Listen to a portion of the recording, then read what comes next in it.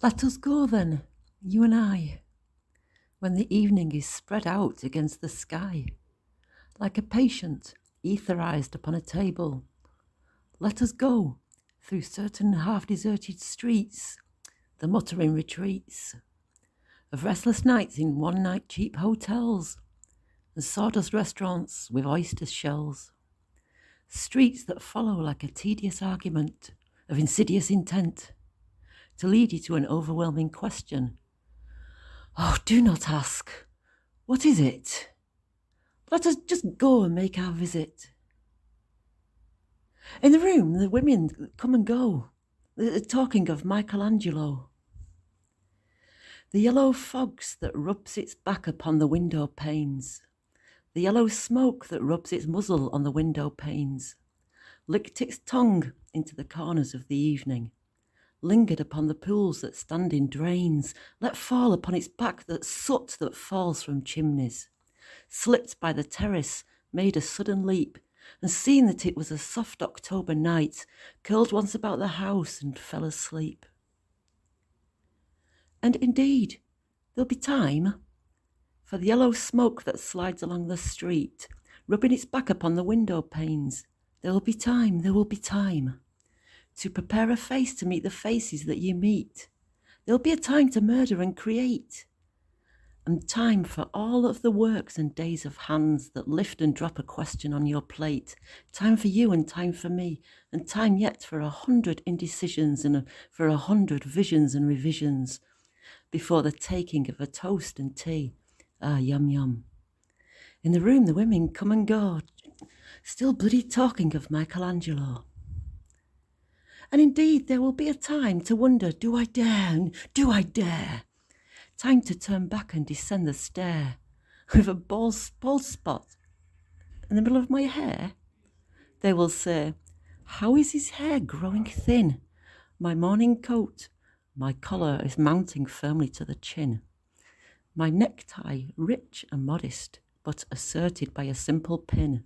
They will say, how his arms and legs are so thin? Do I dare disturb the universe? In a minute there is time for decisions and revisions which a minute will reverse. For I have known them all already, known them all, have known the evenings, mornings, afternoons. I've measured out my life with coffee spoons.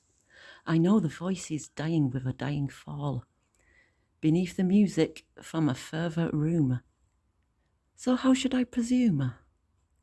And I have known the eyes already, known them all, the eyes that fix you in a formulated phrase. And when I am formulated, sprawling on a pin, when I am pinned and wriggling on the wall, then how should I begin to spit out all the butt ends of my days and ways, and how should I presume? And I have known the arms already, known them all, arms that are braceleted and white and bare, but in the lamplight downed with light brown hair. It is perfume from a dress that makes me so digress. Arms that lie along a table or wrap about a shawl, and should I then presume? And should I begin? How should I begin? Shall I say I have gone at dusk through narrow streets and watched the smoke that rises from the pipes of lonely men in shirt sleeves leaning out of windows? I should have been a pair of ragged claws scuttling across the floors of silent seas. And the afternoon, the evening sleeps so peacefully, smoothed by long fingers, asleep, tired, or it malingers. Stretched out on the floor here beside you and me, should I, after tea and cakes and ices, have the strength to force the moment to its crisis? But though I have wept and fasted, wept and prayed, though I have seen my head grown slightly bald, brought it upon a platter, I am no prophet, and here's no great matter. I have seen the moment of my greatness flicker, and I have seen the eternal footman hold my coat and snicker. And in short, I was afraid. And would it have been worth it after all? After the cups, the marmalade, the tea, among the porcelain, among some talk of you and me?